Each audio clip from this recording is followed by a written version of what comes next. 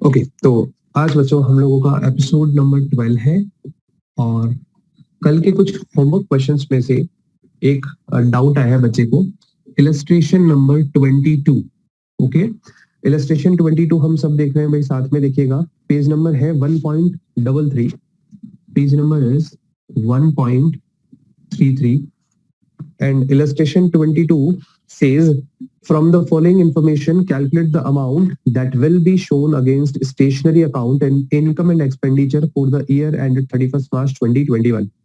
आपको वो अमाउंट बताना है स्टेशनरी का जो आप इनकम एंड एक्सपेंडिचर में शो करेंगे। इट मींस स्टेशनरी कंज्यूम हमें कैलकुलेट करना है कि करंट ईयर में हमने कितना स्टेशनरी कंज्यूम किया है। आपके पास इंफॉर्मेशन दे रखी है, क्रेडिटर फॉर स्टेशनरी का ओपनिंग क्लोजिंग बैलेंस दे रखा है, स्टॉक ऑफ स्टेशनरी का भी ओपनिंग और क्लोजिंग बैलेंस दे रखा है। नेक्स्ट लिखा है during the year ended 31st March 2021 payment made to creditor amounted to rupees 56,800। आपने क्रेडिटर्स को पेमेंट किया 56,800 का। Stationery purchase in cash during the year was 20% of the total purchase of stationery. अब यहाँ पे एक इक्वेशन बनेगी, ठीक है, वहां से आपकी टोटल परचेज आएगी। क्लियर है? पहले हम लोग आ जाते हैं क्वेश्चन के मेन पार्ट पे। देखिए, इस क्वेश्चन में सबसे पहले मेरे पास क्या दे रखा है जिससे मैं क्या कैलकुलेट कर सकता हूँ। तो आप देखिए, मैं जो कैलकुलेट कर सकता हूँ, मेरे पास क्रेडिटर वाली इंफॉर्मेशन दी हुई है। तो आपको पता है, एक तो आप लोग स्टेटमेंट बनाते हो जहां से आप स्टेशनरी कंज्यूम कैलकुलेट करते हैं। तो मेरे पास फिलहाल स्पेस इतना नहीं है कि मैं आपको दोनों चीजें बना करके बताऊं। तो मैं पहले बेसिक सी चीज पे चलता हूं, क्योंकि मेरे पास क्वेश्चन में मुझे एक लाइन दी गई है कि stationery purchase in cash during the year was 20% of the total purchase of stationery. जो कैश परचेज है स्टेशनरी का वो 20% है टोटल परचेज की। तो सबसे पहले मुझे कहीं ना कहीं से परचेजेस कैलकुलेट करनी पड़ेगी, या तो कैश परचेज मिल जाए या क्रेडिट परचेज मिल जाए या टोटल परचेज मिल जाए। तो देखिए, मैं सबसे पहले आपको बता चुका हूं कि क्रेडिटर फॉर स्टेशनरी हम एक अकाउंट बनाते हैं और इस अकाउंट से हम लोग क्या कैलकुलेट करते हैं बेटा, इसे हम लोग कैलकुलेट करते हैं क्रेडिट परचेज। तो मेरे पास इस क्वेश्चन में क्रेडिट परचेज कैलकुलेट करने के अलावा और कोई ऑप्शन नहीं है, बिकॉज टोटल परचेजेस का 20% कैश परचेज है। ना क्वेश्चन में कैश परचेज की बात दी हुई है, ना टोटल परचेज की बात दी हुई है। तो हमें क्रेडिट परचेज ही कैलकुलेट करना आता है अब तक इस अकाउंट से। तो आप देखेंगे by balance BD, this is the opening creditors, ठीक है। ओपनिंग क्रेडिटर का बैलेंस है क्रेडिटर फॉर स्टेशनरी 4600, 1 अप्रैल 2020 का बैलेंस। और इधर to balance CD, this is closing creditor for stationery and this is 11,800। ये दोनों बैलेंसेस मेरे पास क्वेश्चन में बिगिनिंग में ही दे रखे हैं, पर्टिकुलर्स करके जो आपके पास फॉर्मेट बना हुआ है उसी में, ठीक है। नेक्स्ट आपके पास क्वेश्चन में दे रखा है payment made to the creditor 56,800। So हमको पता है कि हम जो पेमेंट करते हैं क्रेडिटर को डेबिट पे आता है 56,800। मेरे पास एडवांस टू क्रेडिटर का कोई बैलेंस नहीं है, इसीलिए मैं यहाँ टू बैलेंस सीडी और बाय बैलेंस सीडी नहीं लिखना, ठीक है। तो आपको पता है अगर वो दोनों आइटम्स नहीं लिखे हैं तो यहाँ पे क्या निकल करके आएगा, क्रेडिट परचेज। तो क्रेडिट परचेज बैलेंसिंग फिगर हम लोग कैलकुलेट कर देते हैं। 56, 66, 67, 67, 68,600। इसमें से 4,600 अगर हम लोग लेस कर ले तो 64,000 आपकी आ जाएगी क्रेडिट परचेज। नंबर 1, मैंने इस क्वेश्चन में सबसे पहले क्रेडिट परचेज कैलकुलेट किया, ठीक है। देखिए, बाकी तो क्वेश्चन में एक स्टेटमेंट बना करके सारा काम हो जाना है अगर हमारे पास ओपनिंग और क्लोजिंग स्टॉक दे रखा है। अब क्वेश्चन ने कैश परचेज वाली लाइन डाल दी, अगर वो नहीं होती तो हम डायरेक्टली क्रेडिट परचेज ही ऐड करते और हमारा आंसर आ जाता। बट अब आप देखिएगा इसका जो एक ट्रीटमेंट है वो देखिएगा। नेक्स्ट इज टोटल परचेज का आपको फॉर्मूला लगाना है, cash purchase plus credit purchase. ये आपको पता होना चाहिए कि भाई टोटल मतलब क्या होता है, कैश परचेज और क्रेडिट परचेज। अब दोनों परचेजेस को जब मैं जोड़ूंगा तभी तो मेरे पास टोटल परचेज आएगी जो मुझे स्टेटमेंट में रखनी होती है। तो क्रेडिट परचेज मैंने अभी कैलकुलेट की 64,000, ओके। एंड द लाइन जो क्वेश्चन में गिवन है वो ये है stationery purchase in cash during the year was 20% of the total purchase of stationery.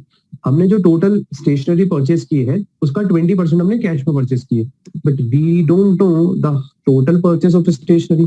So let's assume the total purchase of stationery is equal to x rupee. तो cash purchase कितना हो जाएगा, x का 20/100%, मतलब 20%। ओके, तो x का 20% जिसे मैं 0.20x कहता हूं प्लस 64,000, और इधर ये x है, ये सिंगल x है, सिंगल x मतलब 1x। मैं एक स्टेप थोड़ा सा कम कर रहा हूं, यहां आ जाएगा 0.80x, 1x में से ये 0.20x जब लेफ्ट हैंड साइड पे शफल करेंगे तो 0.80x बचेगा इक्वल टू 64,000। क्लियर? अब सुनिएगा नेक्स्ट लाइन। आपको पता है x का वैल्यू कैसे कैलकुलेट होता है, 64,000 डिवाइडेड बाय 0.80, ये पॉइंट हटेगा इनटू 100। ठीक है, अब ये इनटू 100 में आप कैसे कैलकुलेट करेंगे, जीरो से जीरो कैंसिल, 8 की टेबल में 8 8 जा 64, 1 2 20 इनटू 100, तो x का वैल्यू आ जाएगा 80,000। ये x 80,000 आपने किसे अज्यूम किया था, ऑब्वियस सर टोटल परचेस को अज्यूम किया था। तो टोटल परचेजेस मेरे पास, ये मैं आपको x इक्वल्स टू 80,000 यहाँ थोड़ा सा इक्वल्स टू यहाँ करके दिखा देता हूँ, ये इक्वल्स टू 80,000। तो ये मैंने x को अज्यूम किया था, x मतलब टोटल परचेस। एक बार इतना इतना एसेस ले लें,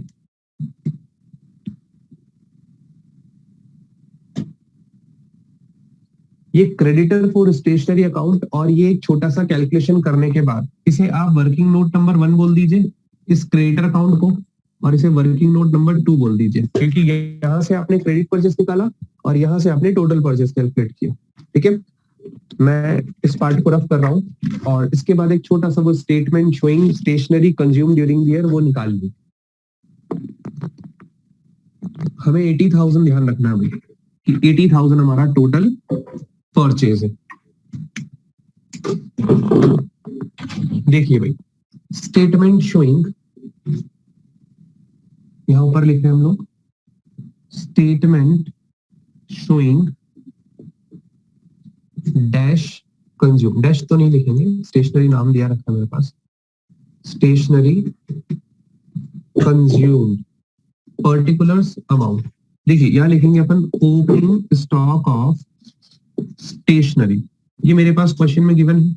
आप देखिए जो आपके पास स्टेटमेंट वो बना हुआ है क्वेश्चन में, स्टॉक ऑफ स्टेशनरी इज 15,000। इसमें ऐड हम लोग करेंगे total purchase of stationery, total purchase of stationery. अब मुझे अलग अलग से करके लिखने की जरूरत नहीं है, ऑलरेडी मैंने कैलकुलेट कर लिया 80,000। और अगर आपको लिखना हो तो आप ऐसे लिख सकते हैं कैश और क्रेडिट। क्रेडिट तो हमने 64 कैलकुलेट किया, टोटल 80 है, तो balancing figure obvious 16,000 cash purchase आ जाए। आ रही है मेरी बात समझ में?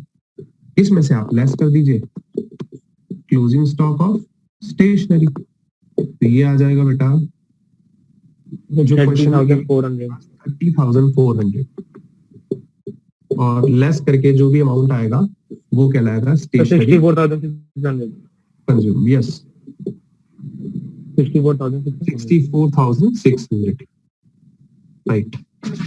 ओके, सब बच्चे अपना अपना एसेस ले भाई। अब हम बेटा जो स्टार्ट कर रहे हैं, हम लोगों ने ऑलमोस्ट हर वो चीज पढ़ ली है जो हमें बेसिक सी नीड थी इस चैप्टर की। अब हम लोग आगे चल रहे हैं बेटा। अब हम लोग आ रहे हैं रिसिप्ट एंड पेमेंट अकाउंट पे। स्टार्ट करते हैं receipt and payment account.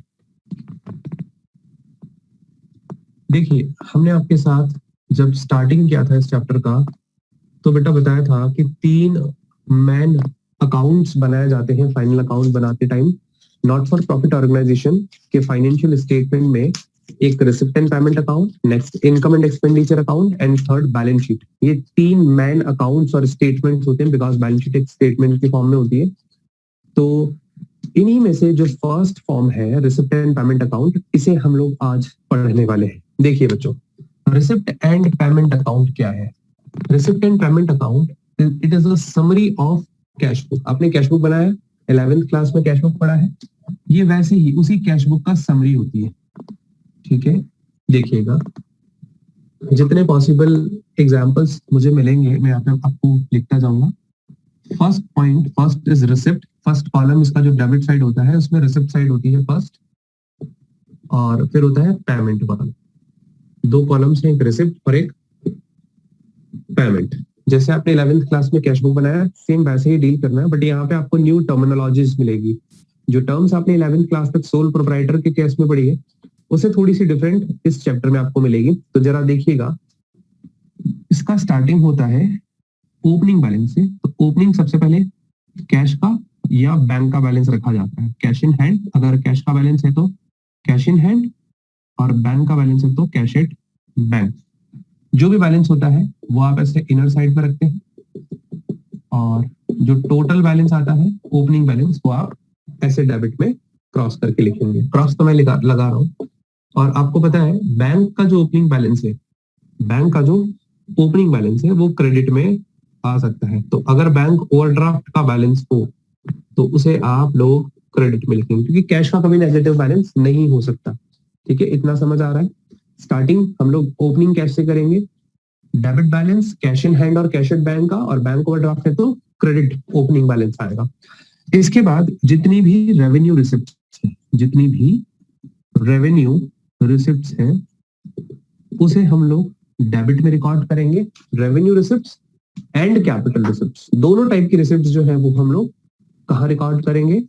Receipt and payment के डेबिट साइड। मैं फिलहाल रेवेन्यू रिसिप्ट्स के एग्जांपल्स लिख रहा हूँ बिकॉज काफी सारे एग्जांपल्स हैं, तो हमें सब एग्जांपल्स पता होने चाहिए भाई। तो सबसे फर्स्ट है सब्सक्रिप्शन, देन नेक्स्ट है एंट्रेंस फीस,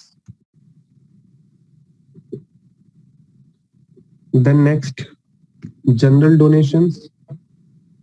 मैं आपको सब चीजें बहुत डिटेल में बताऊंगा अभी, है ना? आपको ये सब चीजें देखनी। टू जनरल ग्रांट,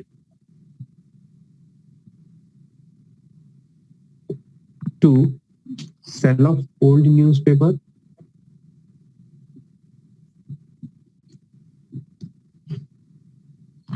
देखिए मैंने काफी सारे आइटम्स लिखे हैं, अभी भी बहुत सारे पॉसिबल है। आप लोग एसेस लेते जाइए, है ना? मैं आपको साथ में सब चीजें बताता जाऊंगा। आप लोग एक बार इतना एसेस लीजिए, मैं 4-4, 5-5 आइटम्स लिख करके पहले आपको समझाता जाता हूँ। ठीक है, तो फर्स्ट आपको पहले यहां तक एसेस ले लेना है। ओके, ले लिया होगा। सबसे पहले हम लोग रेवेन्यू रिसिप्ट्स को ही कंप्लीट करेंगे भाई। देखिए ओपनिंग आप बैलेंस डेबिट में रखेंगे, कैश इन हैंड है या बैंक बैलेंस है तो। और रेवेन्यू रिसिप्ट्स क्या होती है? पहले रेवेन्यू रिसिप्ट्स ऐसी रिसिप्ट्स होती है जो ना तो किसी प्रकार की कोई लाइबिलिटी क्रिएट कर रही है, ना असेट रिड्यूस कर रही है। देखिए इसकी जो डेफिनेशन होती है, इसका जो मीनिंग होता है वो इसी तरीके से कम्युनिकेट किया जाता है। Revenue receipts are those receipts which neither create any liability nor reduces any asset. ना तो ये लाइबिलिटी बढ़ाएंगे और ना ही ये असेट पे कोई फर्क डालते हैं। मतलब कहने का रेवेन्यू रिसिप्ट्स वो रेगुलर रिसिप्ट्स होती है नॉट फॉर प्रॉफिट ऑर्गेनाइजेशंस की, जो ना तो लाइबिलिटी और ना असेट पे कोई इंपैक्ट डालती है। लाइबिलिटी और असेट के ऊपर मैंने एक बार लगाया है, विच मींस लाइबिलिटी और असेट कांस्टेंट रहती है ये जब रिसिप्ट्स होती है तो। ठीक है, तो सबसे पहली रिसिप्ट जो है वो आपके पास है सब्सक्रिप्शन। सब्सक्रिप्शन हमने बहुत डिटेल में पढ़ा है। क्या होता है बेटा? मेंबर से मिलने वाला फीस, मेंबर से मिलने वाला फीस। जो मेंबर हर मंथ कंट्रीब्यूशन देते हैं नॉट फॉर प्रॉफिट ऑर्गेनाइजेशन को, उसे हम लोग सब्सक्रिप्शन कहते हैं। ये जो रिसिप्ट एंड पेमेंट अकाउंट में सब्सक्रिप्शन होता है बेटा, ये थोड़ा सा याद रखना, ये पास्ट का, प्रेजेंट का और फ्यूचर का, तीनों का आएगा। यानी मुझे अगर पिछले साल का 10,000 मिला तो भी वो यहाँ रिकॉर्ड होगा, इस साल का 280 मिला वो भी रिकॉर्ड होगा, अगले साल का 20 मिला वो भी रिकॉर्ड होगा। मतलब टोटल 3 10 आएगा यहाँ पे, प्रेजेंट, पास्ट और फ्यूचर। जो भी एक्चुअल रिसीव्ड सब्सक्रिप्शन है वो हम लोग डेबिट में लिखेंगे। ठीक है, रिसिप्ट एंड पेमेंट नाम में ही सब कुछ छुपा है। रिसिप्ट जो एक्चुअल में रिसीव हुआ है वो ही हम लोग यहाँ पे लिखने वाले हैं। Next is entrance fees. Entrance fees क्या है? जब मेंबर एडमिशन लेता है नॉट फॉर प्रॉफिट ऑर्गेनाइजेशन में या एंटर होता है फर्स्ट टाइम, तो उसे जो फी देना होता है वो एंट्रेंस या एडमिशन फीस कहलाता है। एंट्रेंस फीस का ही एक और नाम है एडमिशन फीस। समटाइम क्वेश्चन हमें ये कहता है कि एंट्रेंस फीस को रेवेन्यू ट्रीट करो, समटाइम्स कहता है कैपिटल ट्रीट करो। तो जब क्वेश्चन आपको कैपिटल ट्रीट करने के लिए कहेगा तो वो भी मैं बताऊंगा जब मैं आपको कैपिटल रिसिप्ट्स लिखवाऊंगा उस समय पे। ठीक है, general donations. Donations again divided into 2 parts. First is general donation, next is specific donation. जैसे स्पेसिफिक मतलब मान लीजिए आप कोई मंदिर बनवा रहे हैं और किसी ने डोनेट किया कि भाई ये शिव जी की मूर्ति के लिए आप पैसा जो है वो खर्च करोगे, लो शिव जी की मूर्ति जो है वो मेरे पैसों से बनेगी, मैं इसके लिए डोनेशन दे रहा हूँ। वो डोनेशन जो किसी स्पेसिफिक पर्पस के लिए दिया गया है ना, उसे हम लोग स्पेसिफिक डोनेशन ट्रीट करेंगे और वो कैपिटल रिसिप्ट होती है। रेवेन्यू रिसिप्ट क्या है? जो हमारी रेगुलर रिसिप्ट है, किसी ने डोनेशन दिया, जनरली यूं ही कह करके कि ये लीजिए डोनेशन, आप कोई मंदिर बनवा रहे हैं, आप किसी से डोनेशन लेने गए, उन्होंने डोनेशन दे दिया, ये नहीं बताया कि उस पैसे को कहाँ खर्च किया जाए, तो वो कहलाएगा जनरल डोनेशन, जिसका यूज आप किसी भी पर्पस के लिए कर सकते हैं। क्लियर है? Next is grant. ग्रांट भी दो टाइप का होता है, जनरल और स्पेसिफिक। देखिए, डोनेशन तो कोई भी दे सकता है, ग्रांट जो है वो जनरली गवर्नमेंट देती है। जो एनजीओ होते हैं उन्हें सरकार कुछ पैसा देती है हर महीने या हर साल, ठीक है, ताकि वो वैसा ही काम, अच्छा काम करते रहे। तो अगर गवर्नमेंट भी स्पेसिफिक नेचर के लिए लाइक ग्रांट दे रही है, जैसे फॉर एग्जांपल हम कोई अनाथ आश्रम बनवा रहे हैं, तो वो कह रहे हैं कि भाई इन पैसों से सिर्फ आप ये जो है कंस्ट्रक्शन करवाओगे, बिल्डिंग बनवाओगे, तो वो स्पेसिफिक नेचर का ग्रांट हो गया। और कुछ जनरल ग्रांट होते हैं, तो वो जनरल ग्रांट यहाँ पे ट्रीट होगा, सरकार पैसे दे देगी कि आप इसको कैसे भी यूज करो, ठीक है।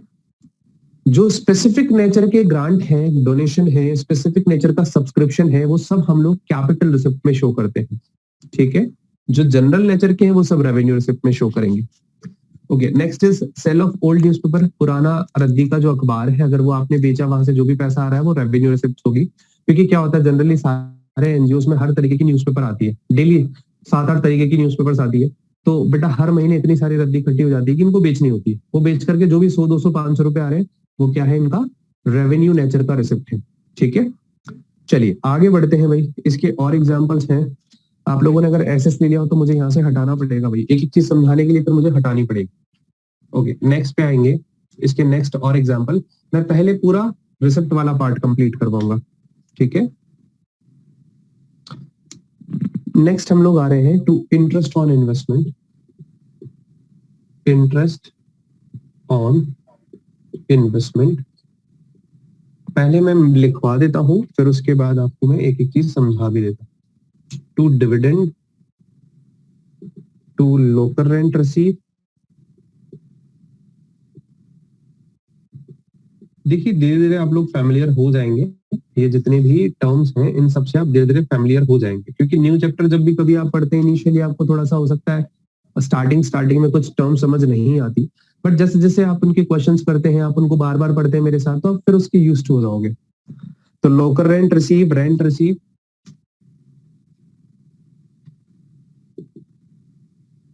और भी किसी प्रकार की कोई मिसलेनियस या सन्ड्री रिसिप्ट्स होती है जो अभी तक कवर नहीं हुई, तो वो सब यहाँ आ जाएगी, ठीक है।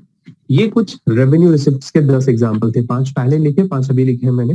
देखिए बच्चों, इंटरेस्ट ऑन इन्वेस्टमेंट, जो नॉट फॉर प्रॉफिट ऑर्गेनाइजेशन है, उनके पास जो फंड आता है वो कहीं ना कहीं इन्वेस्ट करते हैं।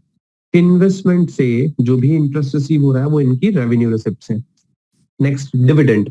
अगर एनजीओ ने वो पैसा किसी कंपनी के शेयर्स खरीदने में लगा रखा है, तो शेयर्स के ऊपर जो कंपनी को डिविडेंड मिलता है, शेयर्स, जिन कंपनीज में आप शेयर्स में पैसा इन्वेस्ट करते हैं, उन कंपनीज का जो प्रॉफिट में वो डिस्ट्रीब्यूशन होता है उसे डिविडेंड कहते हैं। वो कंपनी अपने शेयर होल्डर्स को जो प्रॉफिट का बंटवारा करती है उसे हम लोग डिविडेंड टर्म देते हैं। तो अगर नॉट फॉर प्रॉफिट ऑर्गेनाइजेशन को डिविडेंड रिसीव हुआ है तो डिविडेंड हम लोग यहाँ लिखेंगे, ठीक है। नेक्स्ट देखिएगा बच्चा, नेक्स्ट है रेंट रिसीव। रेंट का मतलब क्या है आपको पता है, रेंट अगर नॉट फॉर प्रॉफिट ऑर्गेनाइजेशन ने अपनी प्रॉपर्टी किसी को यूज करने के लिए दी है और उससे उसे रेंट रिसीव हो रहा है, तो वो हम लोग डेबिट में लिखेंगे।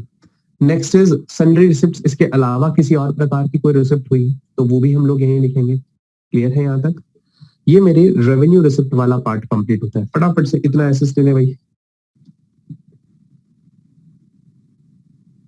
ठीक है, ले लिया होगा। अब बेटा इसी के जस्ट बाद में लेकर के आ रहा हूं आपके लिए कैपिटल रिसिप्ट्स। 2 टाइप की रिसिप्ट्स हम लोग यहाँ पे लिखते हैं, एक कैपिटल और एक रेवेन्यू रिसिप्ट्स, ठीक है। अब आप देखेंगे next is capital receipt. Capital receipts are those receipts which either create liability or reduces asset। यानी कैपिटल रिसिप्ट्स वो रिसिप्ट्स होती है जो या तो हमारी लाइबिलिटी बढ़ाएगी या हमारी असेट को कम करेगी, उसे हम लोग कैपिटल रिसिप्ट्स कहते हैं। तो आप देखेंगे फर्स्ट इसके जो एग्जांपल्स हम लोग लिख रहे हैं, life membership fees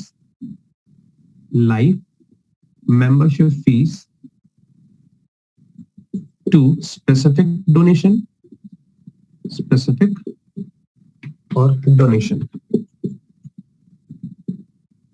Next to legacies. बेटा legacies भी समझाऊंगा अभी क्या होता है, और ये जनरली स्पेसिफिक नेचर की ही होती है, इसके लिए भी बात करेंगे. Endowment fund. Next, sale of fix asset.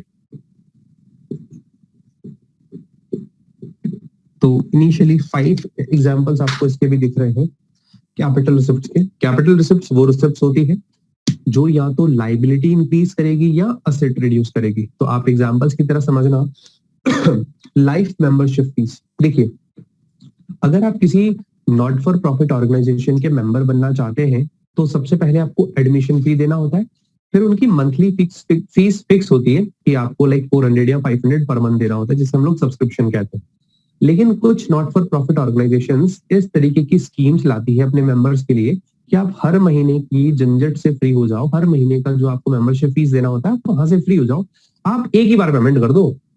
जैसे 3 या 4 लाख रुपए का आप एक बार में पेमेंट कर दो, आप लाइफ टाइम मेंबर बन जाओगे. तो जो लोग ऐसी लाइक चीज को अवेल करते हैं, इस सर्विस को अवेल करते हैं, तो उन्हें लाइफ मेंबरशिप फीस देना होता है. ये लाइफ में एक ही बार देता है मेंबर. इसीलिए ये नॉट फॉर प्रॉफिट ऑर्गेनाइजेशन की क्या होती है बेटा, एक लाइबिलिटी होती है. क्योंकि अब नॉट फॉर प्रॉफिट ऑर्गेनाइजेशन को वो सभी बेनिफिट्स, वो सभी सर्विसेज अपने उस मेंबर को देनी पड़ेगी जब तक वो हमारे इस ऑर्गेनाइजेशन में आएगा. और जब तक वो जिंदा है तब तक आएगा, क्योंकि लाइफ मेंबरशिप फीस का मतलब क्या है, लाइफ टाइम की फीस आपने दे दी, वन टाइम में. तो ये नॉट फॉर प्रॉफिट ऑर्गेनाइजेशन की एक लाइबिलिटी होती है. ये लाइबिलिटी बढ़ा रही है, तो इसीलिए कैपिटल रिसिप्ट. ठीक है. वैसे ही स्पेसिफिक नेचर का डोनेशन. अगर किसी डोनर ने पैसा डोनेट करते टाइम ये कहा कि मेरा ये पैसा इसी स्पेसिफिक पर्पस के लिए यूज होना चाहिए, तो वो स्पेसिफिक डोनेशन हम लोग कैपिटल रिसिप्ट्स में मेंशन करेंगे. क्योंकि वो पैसा तब तक नॉट फॉर प्रॉफिट ऑर्गेनाइजेशन की लाइबिलिटी ट्रीट होगी जब तक कि उस पैसे को खर्च नहीं कर दिया जाता उसी स्पेसिफिक पर्पस के लिए जो कि डोनर ने मेंशन किया था डोनेशन देते टाइम. ठीक है. लेगेसीज बेटा वसीयतनामा जिसे आप बोलते हो, वैसे तो उसको बोलते हैं विल, बट यहाँ पे क्या है, लेगेसीज का मतलब क्या है, जब कभी कोई मेंबर या जब कभी कोई नॉट फॉर प्रॉफिट ऑर्गेनाइजेशन का मेंबर, उसकी डेथ हो जाती है. ठीक है. और वो अपनी विल में लिख के जाता है कि मेरे मरने के बाद ये प्रॉपर्टी जो है वो किसको दी जाएगी, इस particular not for profit organisation को दी जाएगी. उस particular not for profit organisation का नाम मेंशन करता है, तो उसे कहते हैं लेगेसीज. ये जनरली मेंबर की डेथ के बाद मिलती है. अब वो मेंबर भी हो सकता है, कोई आउटसाइडर भी हो सकता है. ठीक है. जिसके आगे पीछे कोई नहीं है और वो अपनी प्रॉपर्टी जो है वो किसको देके जाना चाहता है, नॉट फॉर प्रॉफिट ऑर्गेनाइजेशन को देके जाना चाहता है. तो लेगेसीज जनरली स्पेसिफिक नेचर की ही होती है, इसीलिए इसे कैपिटल रिसिप्ट पे रखा गया है और इसे लाइबिलिटी ट्रीट किया जाता है. ये लाइबिलिटी होती है किसके लिए, नॉट फॉर प्रॉफिट ऑर्गेनाइजेशन के लिए. क्योंकि ये जो पैसा उन्हें रिसीव होगा उसको, उस पैसे को उस पर्सन की इच्छा के अनुसार ही खर्च करना होगा. जनरली होता क्या है, मेंबर ही बोल करके जाता है कि भाई मेरे मरने के बाद इस पैसे को या मेरी प्रॉपर्टी को आप यूज करना और इससे आप ये चीज बनवा लेना या इसके लिए खर्च करना. कोई स्पेसिफिक नेचर वो दे करके जाता है कि आप इससे एक हॉस्पिटल बनवा लेना, उसके अंदर बहुत सारे बेड्स लगवा देना, लाइक ऐसा कुछ. Next is endowment fund. बेटा एंडोमेंट फंड मींस एक ऐसा फंड जिसमें जो डोनर है, जो पैसे डोनेट कर रहा है, वो जनरली ये कह रहा है नॉट फॉर प्रॉफिट ऑर्गेनाइजेशन से कि जो मैं प्रिंसिपल अमाउंट आपको दे रहा हूं आप उसे यूटिलाइज नहीं कर सकते. आपको जो प्रिंसिपल अमाउंट दिया जा रहा है आप उसे यूटिलाइज नहीं कर सकते. आप उसे इन्वेस्ट करो और इन्वेस्टमेंट से जो भी इंटरेस्ट इनकम आती है आप वो ले सकते हो. जैसे कोई मान लीजिए कोई एजेड पर्सन है, ठीक है, जिन्होंने अपनी लाइफ टाइम कमाई करके कुछ 10-15 लाख रुपए बचा लिए अपनी लाइफ में और वो अपने जीते जी अपने बच्चों को नहीं देना चाह रहे हैं, हो सकता है वो बाद में देके जाए, है ना. तो वो 15 लाख रुपए किसको दे देंगे, उस नॉट फॉर प्रॉफिट ऑर्गेनाइजेशन को दे देंगे. क्या कहेंगे कि भाई ये जो मैं 15 लाख दे रहा हूँ इसको आप इन्वेस्ट कीजिए, वहां से जितना भी इंटरेस्ट आता है आप रखिए और 15 लाख मेरी मरने के बाद मेरे घर वालों को दे देना. तो वो कहलाता है एंडोमेंट फंड. यानी जिस फंड के केवल इंटरेस्ट को यूटिलाइज किया जाए वो एंडोमेंट फंड है. एक लाइबिलिटी है उस नॉट फॉर प्रॉफिट ऑर्गेनाइजेशन के लिए. आ रही बात समझ में.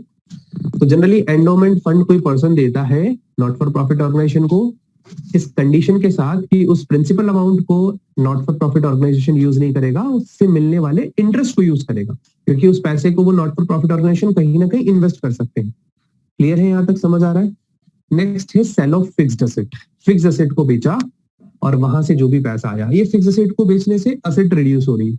अभी तक के 4 एग्जांपल्स जो थे वो सारे लायबिलिटी बढ़ा रहे थे, और फिफ्थ वाला जो एग्जांपल है वो आपकी एसेट को रिड्यूस कर रहा है। अगर आप फिक्स्ड एसेट को बेचोगे तो आपकी एसेट रिड्यूस होगी, तो वो भी आपकी कैपिटल रिसिप्ट रेट होगी। ठीक है, तो फटाफट से पहले इतना एसेस ले लीजिए, इसके आगे वाले पॉइंट्स और हम लोग लिख रहे हैं। ले लिया होगा, चलिए अभी और एग्जांपल्स हैं इसके। Next is 2 receipt for specific purpose. Receipt for specific purpose और फंड। अगर आपको कोई पैसा मिला है किसी फंड के लिए, स्पेसिफिक फंड, आप पढ़ कर के आए हो, टूर्नामेंट फंड के लिए आपको पैसा अगर रिसीव, तो वो आप उस पर्टिकुलर फंड में क्रेडिट करते हो, वो कैपिटल नेचर का होता है, तभी तो आप बैलेंस शीट में शो करते हो। वो एक तरीके से लायबिलिटी क्रिएट हो रही है हमारी। आ रही बात समझ में? जैसे टूर्नामेंट फंड के लिए आपको डोनेशन मिला तो आप उसे डेबिट साइड में तो लिखते हो, मतलब लायबिलिटी साइड में बैलेंस शीट में शो करते हो, वो एक लायबिलिटी क्रिएट हो रही है, इसीलिए वो कैपिटल रिसिप्ट है। Next is interest on specific fund. Specific, ये चीज भी आप पढ़ करके आए भाई। Interest on specific fund investment, आपने अगर कोई स्पेसिफिक फंड को कहीं पे इन्वेस्ट कर रखा है और वहां से जो इंटरेस्ट मिल रहा है, जैसे आप मान लीजिए आपको बिल्डिंग के लिए या मैच के लिए फंड मिला, और मैच फंड का आपने कहीं इन्वेस्टमेंट कर रखा है और उस इन्वेस्टमेंट से आपको इंटरेस्ट रिसीव हो रहा है, तो आप उस इंटरेस्ट को किस में ऐड करते हो? उन्हीं सब जो आप फंड बेस्ड अकाउंटिंग सीखते हो वहीं पे तो ऐड करते हो। वो डोनेशन भी ऐड करते हो और मैच फंड इन्वेस्टमेंट से इंटरेस्ट इनकम जो हो रही है उसे भी ऐड करते हैं। तो वो इंटरेस्ट इनकम फाइनली शो कहाँ हो रही है? बैलेंस शीट में, लायबिलिटी साइड में। तो एक तरीके से लायबिलिटी क्रिएट हो रही है, वो भी आपका क्या है? कैपिटल रिसिप्ट है। ठीक है, इतना समझ आता है।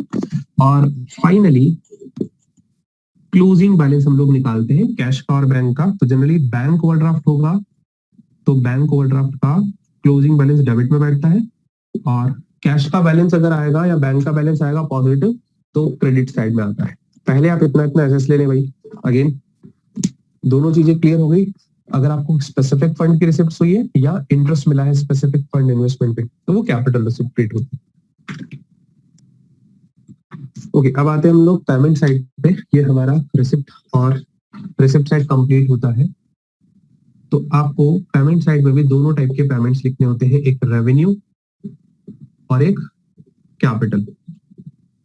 तो बेटा पहले रेवेन्यू पेमेंट्स की बात कर लेते हैं। रेवेन्यू पेमेंट्स वो पेमेंट्स होते हैं जो कि रेगुलर पेमेंट्स होते हैं नॉट फॉर प्रॉफिट ऑर्गेनाइजेशन के, और ये किसी भी प्रकार की ना तो हमारी असेट क्रिएट करते हैं ना लायबिलिटी रिड्यूस करते हैं। ठीक है, ये दोनों कांस्टेंट रखते हैं, यानी ऐसे पेमेंट्स जिनसे नॉट फॉर प्रॉफिट ऑर्गेनाइजेशन की असेट और लायबिलिटी दोनों पे कोई इफेक्ट नहीं पड़ता, उसे हम लोग बोलते हैं रेवेन्यू का। क्लियर? तो आइए जरा इसके कुछ एग्जाम्पल देखते हैं हम लोग। जिन एग्जाम्पल्स के साथ आप कंफर्टेबल हैं उसे मैं डिस्कस नहीं करूंगा, मैं यहीं पे बताता जा रहा हूं आपको। जैसे सैलरी पे किया आपने, तो सैलरी एक नॉर्मल एक्सपेंस है। ये अपने जो भी एम्प्लॉइज होते हैं जो इनके पास काम कर रहे हैं, लोग हैं, उनको सैलरी पे कर रहे हैं। रेंट पे करना, इलेक्ट्रिसिटी के चार्जेस, ये सब चीजें जो नॉर्मल नेचर की है, ये तो आप लोगों को समझ आ रही है। पोस्टेज का खर्चा, कोई लेटर वगैरह पोस्ट किया, रेंट दिया, रेंट और टैक्सेस, टैक्सेस भी लिख सकता था मैं ओनली, और इंश्योरेंस का एक्सपेंस। अगर नॉट फॉर प्रॉफिट ऑर्गेनाइजेशन ने अपनी बिल्डिंग वगैरह का इंश्योरेंस करवा रखा है तो वो इंश्योरेंस एक नॉर्मल एक्सपेंस है, तो उसे रेवेन्यू पेमेंट ट्रीट करेंगे।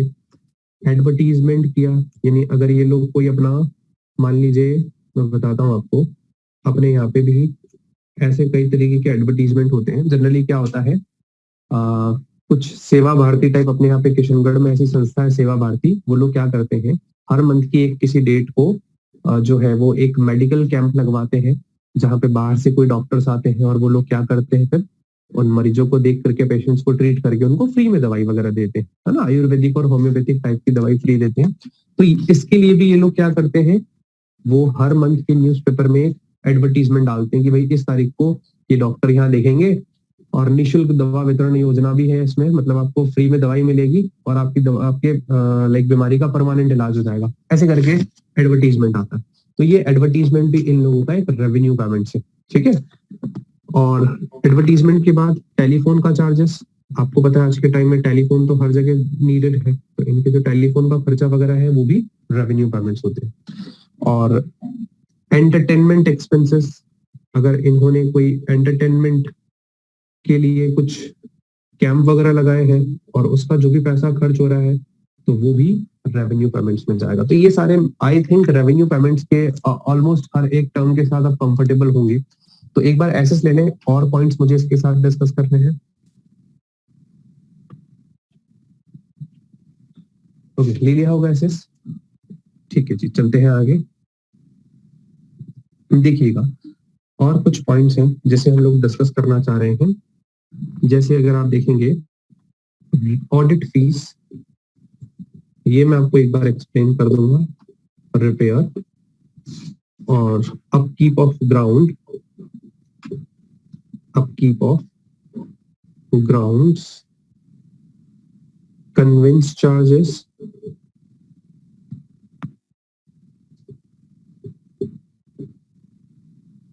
कन्वेंस चार्जेस के बाद न्यूज़पेपर्स, अगर आपने कोई न्यूज़पेपर वगैरह मंगवाए हैं, ऑब्वियस सी बातें आते हैं यहाँ पे न्यूज़पेपर्स। और ऑफिस के खर्चे, ऑफिस एक्सपेंसेस, गार्डनिंग के खर्चे, गार्डनिंग एक्सपेंसेस और सैनिटरी एक्सपेंसेस। ये इतने सारे एक्सपेंसेस हैं जो रेवेन्यू नेचर के हैं। देखिए एक बार मैं आपको ऑलमोस्ट ये सारे एक्सप्लेन कर देता हूँ। ऑडिट फीस, ये जो नॉट फॉर प्रॉफिट ऑर्गेनाइजेशंस होते हैं जो बहुत अच्छे स्केल पे वर्क कर रहे हैं, तो इनकी जो है ऑडिट भी करवाई जाती है, यानी अकाउंट्स को इनके चेक भी करवाया जाता है। सीए इनके अकाउंट्स चेक करते हैं, उसे ऑडिट फीस कहते हैं। रिपेयर, अगर इनकी किसी प्रकार की कोई असेट खराब हो जाती है तो उनको रिपेयर करवाने का खर्चा। अपकीप ऑफ ग्राउंड्स, जैसे मान लीजिए कोई स्कूल है, उनके पास इनके ग्राउंड्स हैं, तो ग्राउंड्स को बिल्कुल ठीक रखने के लिए जो माली वाली को अपन पैसे देते हैं, एक गार्डनिंग एक्सपेंस भी आ गया और अपकीप ऑफ ग्राउंड्स भी आ गया। जनरली दोनों सिमिलर नेचर के हैं, है ना। गार्डनिंग एक्सपेंस तो भाई गार्डनर को जो दे रहे हैं अपन, जो माली है उसको जो पैसा दे रहे हैं साफ सफाई का। अपकीप ऑफ ग्राउंड भी साफ सफाई का, बीच बीच में से लाइक वो डेली आ जाता है, कभी काट जाता है, घास को काट जाएगा, एक्सेस घास हो गई, साफ सफाई कर देगा, सेम चीज है। कन्वेंस चार्जेस, आने जाने का खर्चा, जो नॉट फॉर प्रॉफिट ऑर्गेनाइजेशन के जो मेन कमेटी है उनको कहीं आने जाने का अगर एक्सपेंस बियर करना होता है, पे करना होता है, तो वो कन्वेंस चार्जेस। न्यूज़पेपर्स, जो न्यूज़पेपर्स आ रहे हैं नॉट फॉर प्रॉफिट ऑर्गेनाइजेशन में, उसका एक्सपेंस। ऑफिस का खर्चा, गार्डनिंग खर्चा बता ही दिया। सैलरी और कोई छोटा मोटा खर्चा हुआ, है ना, छोटा मोटा रिफ्रेशमेंट टाइप, कोई आया बाहर से, आपने उसको लाइक मिठाई वगैरह खिला दी, चाय वाय पिला दी, है ना, कोल्ड ड्रिंक वगैरह पिला दी, तो वो रिफ्रेशमेंट वगैरह का, फास्ट फूड वगैरह का खर्चा, ये सारा का सारा रेवेन्यू पेमेंट्स होते हैं। इतना एक बार और एसेस लेने भाई। नेक्स्ट बेटा आता है कैपिटल पेमेंट्स। अब क्या आते हैं? Capital payments. तो कैपिटल पेमेंट्स को हमें अच्छे से समझना। देखिए भाई,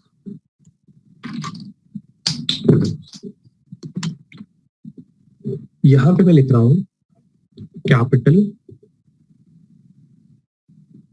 पेमेंट्स। कैपिटल पेमेंट्स वो पेमेंट्स होते हैं जो या तो आपकी असेट इंक्रीज करेंगे या लाइबिलिटी को रिड्यूस करेंगे। यहाँ क्या था? लाइबिलिटी बढ़ाएंगे या असेट को रिड्यूस करेंगे, और यहाँ क्या है? असेट इंक्रीज करेंगे या लाइबिलिटी को रिड्यूस करेंगे। ठीक है, तो कैपिटल पेमेंट्स ऐसे पेमेंट्स हैं जो रेगुलर नहीं है, ये या तो नॉट फॉर प्रॉफिट ऑर्गेनाइजेशन के असेट्स को इंक्रीज करेंगे, लाइबिलिटी को रिड्यूस करेंगे। जैसे मान लीजिए आपने कोई फिक्स असेट खरीदी, तो बाय फिक्स असेट, वो एक कैपिटल पेमेंट है। वॉइस नहीं चाहिए बेटा मुझे, किसी की वॉइस नहीं चाहिए, अपने आप को म्यूट कर ले। बाय, अगर कोई इन्वेस्टमेंट बाय किया तो इन्वेस्टमेंट असेट इंक्रीज कर रहा है, ये सब असेट इंक्रीज करने वाले पॉइंट्स में बता रहा हूं। ठीक है, रीपेमेंट ऑफ लोन, अगर नॉट फॉर प्रॉफिट ऑर्गेनाइजेशन ने कहीं से लोन ले रखा है और उसका रीपेमेंट कर रही है तो उसका लाइबिलिटी रिड्यूस हो रहा है। ठीक है, और बस ये जनरली तीन ही इसके एग्जाम्पल है, बाकी तो बैलेंस शीट ही है। ये दोनों तो असेट बढ़ा रहे हैं और ये वाला जो एग्जाम्पल है इससे लाइबिलिटी रिड्यूस हो रहा है, इसीलिए क्या कहलाएगा? Capital payment. और अगर आप इधर वाली साइड पे देखोगे तो ये रिसिप्ट और ये दोनों लाइबिलिटी बढ़ा रहे थे, है ना। हमने पहले भी इसके एग्जांपल्स देखे थे कैपिटल रिसिप्ट वाली साइड में। और सबसे लास्ट पॉइंट होता है बैलेंस सीडी। अगर आपके पास कैश इन हैंड बच जाता है, कैश या कैश एट बैंक का पॉजिटिव बैलेंस आता है, तो बेटा वो कहलाता है बैलेंस सीडी, जो कि बैलेंसिंग फिगर आएगा। अब यहाँ तो बैलेंस सीडी ये बैंक ओवरड्राफ्ट आएगा या कैश एट बैंक आएगा। तो एक बार आप एसेस ले रहे भाई, ये receipt and payment account complete होता है। ओके, तो अगर आपने एसेस ले लिया हो तो मैं आपको एक चीज और समझा देता हूँ। ये मैंने रेवेन्यू और कैपिटल को डिफरेंशिएट करके क्यों बताया आपको। देखिए, आपके मन में आएगा कि सर जो क्वेश्चंस हैं उनमें क्या हमें अलग अलग लिखना पड़ेगा क्या? तो माय आंसर इज नो। अगर हमें क्वेश्चन में रिसिप्ट एंड पेमेंट अकाउंट बनाने के लिए कहता है तो हमें ऐसे रेवेन्यू और कैपिटल रिसिप्ट्स को अलग अलग, रेवेन्यू और कैपिटल पेमेंट्स को अलग अलग लिखने की जरूरत नहीं है। बट मैंने इसे क्यों पढ़ाया है ये चीज अभी आपको समझनी पड़ेगी। तो इसको समझाने के लिए आपके पास मैं फिर से आ रहा हूं। देखिए, आप समझिएगा इसका मेन पर्पस जो आपको मैंने पढ़ाया, इसका मेन पर्पस क्या था। देखिए, मैं टी शेप बना रहा हूँ, रिसिप्ट एंड पेमेंट को शॉर्ट में आर एंड पी लिख रहा हूँ, ठीक है। रिसिप्ट एंड पेमेंट अकाउंट जो भी मैंने आपको पढ़ाया, इसका पर्पस ये था कि आप यहाँ पर एक तो रेवेन्यू रिसिप्ट नोट करते हैं, रेवेन्यू रिसिप्ट, और एक कैपिटल रिसिप्ट, ठीक है। और ऐसे ही रेवेन्यू पेमेंट्स और कैपिटल पेमेंट्स, दोनों तरीके की चीजें जो है वो आप अपने पास यहाँ पे लिखते हैं। रिसिप्ट एंड पेमेंट अकाउंट में दोनों रिसिप्ट्स और दोनों पेमेंट्स लिखे जाते हैं। बट जब आप रिसिप्ट एंड पेमेंट से, देखिए क्या होता है, आप इनकम एंड एक्सपेंडिचर अकाउंट और बैलेंस शीट बनाते हैं। आप इसे 11th क्लास की तरह ट्रीट मत कीजिएगा कि सर ये ट्रेडिंग अकाउंट है, ये प्रॉफिट एंड लॉस अकाउंट है और ये बैलेंस शीट। नहीं, देखिए, ट्रेडिंग अकाउंट वो संस्थाएं बनाती है जिनका काम कुछ खरीदना और बेचना होता है। नॉट फॉर प्रॉफिट ऑर्गेनाइजेशन कभी भी ना तो कोई गुड्स खरीदती है या बेचती है, ना कोई सर्विसेज खरीदती है और बेचती है। ये तो जनता के कल्याण के लिए, पब्लिक के वेलफेयर के लिए स्टार्ट की जाती है। तो इसीलिए यहाँ पे receipt and payment and then next is income and expenditure account बनाया जाता है। आ रही है बात समझ में? ओके, तो रिसिप्ट एंड पेमेंट अकाउंट में आपने रिसिप्ट्स और पेमेंट्स दोनों देखे, ठीक है।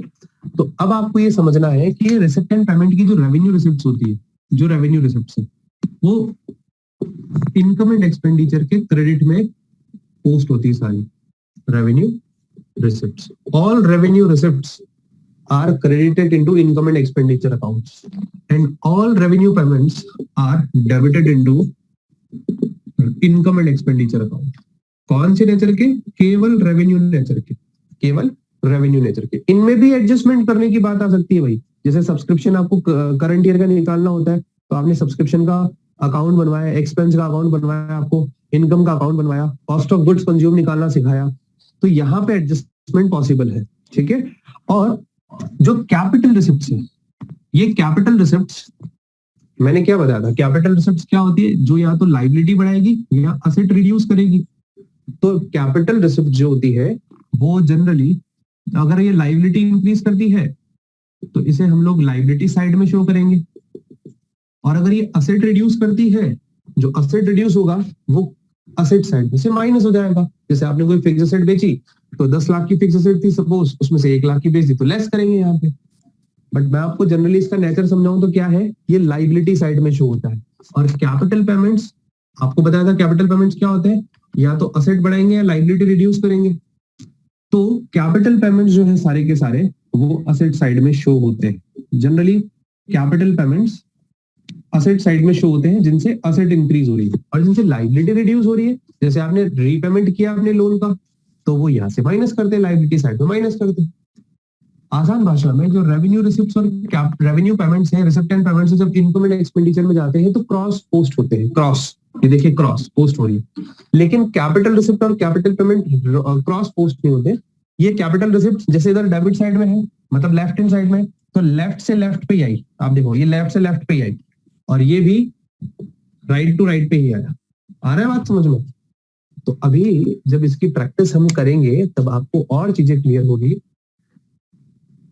तो फिलहाल जो आज हमने रिसिप्ट एंड पेमेंट अकाउंट पढ़ा है, इसके हमारे पास 1 से लेके 6 तक क्वेश्चन है। मैं से एक बार एसेस ले लिया, फिर उसके बाद मैं से हटा देता हूं। देखिए क्वेश्चन नंबर 1 है पेज नंबर 1.59 पे। क्वेश्चन नंबर 1 पेज नंबर 1.59, ये मैं न्यू बुक की बात कर रहा हूँ ना। इसमें लिखा है from the following particulars related to Shyam ji charitable society. एक श्याम जी चैरिटेबल सोसाइटी है, उनके कुछ आपके पास ट्रांजेक्शन्स गिवन है, आपको उनसे रिसिप्ट एंड पेमेंट अकाउंट बनाना है फॉर द ईयर एंडेड 31 मार्च 2019। तो देखिए जी, हमें रिसिप्ट एंड पेमेंट अकाउंट का फॉर्मेट अभी अभी हमने सीखा है। तो रिसिप्ट एंड पेमेंट अकाउंट में दो साइड्स हैं, एक रिसिप्ट्स और नेक्स्ट पेमेंट साइड। ऊपर लिखते हैं receipt and payment account for the year ended, for the year ended, फिर 31 मार्च 2019 आप डेट लिख दीजिएगा। और किसका है ये? श्याम जी का है, श्याम जी चैरिटेबल सोसाइटी। नाम लिख दो उसका, जिस भी कंपनी का आप बना रहे हैं, जिस भी एनजीओ का बना रहे हैं आप, उसका नाम लिख दीजिए। अब देखिए मैं इस क्वेश्चन में कोशिश करूंगा कि रेवेन्यू और कैपिटल रिसिप्ट्स आपको अलग अलग करके समझाऊं। तो सबसे पहले ओपनिंग बैलेंस मेरे पास क्वेश्चन में दे रखा है कैश इन हैंड और कैश एट बैंक 1 अप्रैल 2018 का 16 और 28,000 रुपए। तो वो सबसे पहले डेबिट साइड में लिखा जाएगा, टू बैलेंस सीडी कैश और बैंक। इन हैंड आप लोग लिखते रहिएगा 16,000, 28,000, total 44,000। Okay, next item is subscription. Bracket में लिखा है इंक्लूडिंग ₹11,000 फॉर 17-18। मैंने बताया था जब आप सब्सक्रिप्शन लिखोगे तो ऑब्वियसली बात है रेवेन्यू रिसिप्ट है। तो मैं पहले कोशिश कर रहा हूँ कि मैं आपको रेवेन्यू और कैपिटल भी डिफरेंशिएट करके बताऊं। तो यहाँ जो सब्सक्रिप्शन लिखा जाता है वो वैसे भी टोटल लिखा जाता है, 60,000 रुपीज का टोटल सब्सक्रिप्शन है भाई, जिसमें 11,000 रुपए पिछले साल के भी मुझे रिसीव हुए हैं। Next is donation for building which is again a specific nature donation, जिसे हम लोग कैपिटल रिसिप्ट में शो करेंगे। ठीक है जी। एक लोकर रेंट और लिखा हुआ है बेटा इसके नीचे, पहले मैं लोकर रेंट लिख देता हूँ। लोकर का रेंट मुझे रिसीव हुआ है, नीचे लिख रखा है लोकर रेंट और एंट्रेंस फीस, वो दोनों रेवेन्यू नेचर के हैं, इसलिए मुझे रेवेन्यू साइड में रिकॉर्ड करना है। तो एंट्रेंस फीस और लोकर रेंट मैंने लिख दिए यहाँ पे। और इसके बाद में लिखता हूँ कैपिटल रिसिप्ट। कैपिटल रिसिप्ट में मैं क्या लिखूंगा, जो मैंने अभी आपको बताया डोनेशन फॉर बिल्डिंग, क्योंकि ये स्पेसिफिक नेचर का डोनेशन है, डोनेशन फॉर बिल्डिंग। तो ये आ जाएगा बेटा आपके पास 2,90,000। बेटा जो रिसीव है वो रिसिप्ट साइड में और जो पेमेंट है वो पेमेंट साइड में जाएगा। तो आप देखेंगे पेमेंट साइड में केवल एक ही आइटम है मिसलेनियस एक्सपेंस।